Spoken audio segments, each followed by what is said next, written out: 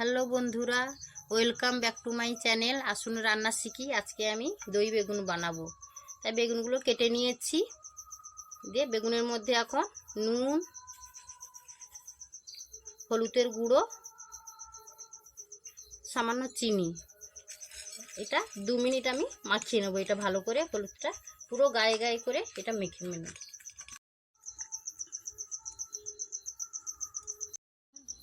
কড়াইতে আমি সরষের তেল দিয়ে দিলাম। তোমরা চাইলে সাদা তেলেও এটা করতে পারো। এবার আমার তেল গরম হয়ে গেছে, এবার বেগুনগুলো দিয়ে দেবো।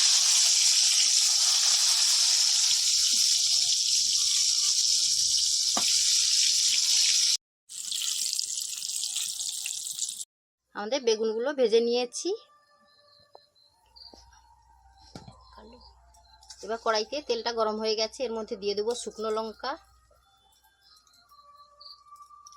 এর মধ্যে দিয়ে দেবো কালো জিরে, আদা বাটা, এবার সামান্য জল, যাতে এর মধ্যে দিয়ে দেবো হলুদের গুঁড়ো, জিরের গুঁড়ো, পরিমাণ মতো নুন, আর এখানে কাশ্মীরি লাল লঙ্কার গুঁড়ো। মশলাটাকে একটু ভালো করে কষে নেব। এর মধ্যে দিয়ে দেবো দই। দইটাকে ভালো করে আগে ফেটিয়ে নেবে।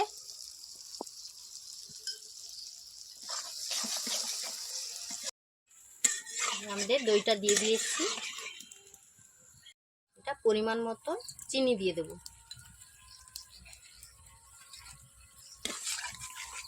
এখানে আমি বাড়িতে গরম মশলা গুঁড়ো করেছি, এটা তাই দিয়ে দিলাম।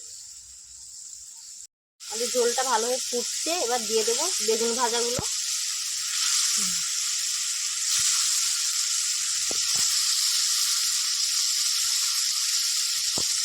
এটা আপনারা চাইলে গরম ভাতের সঙ্গেও খেতে পারেন। আমাদের দই বেগুন রান্না হয়ে গেছে, এবার প্লেটের মধ্যে এবার ঢেলে নেব।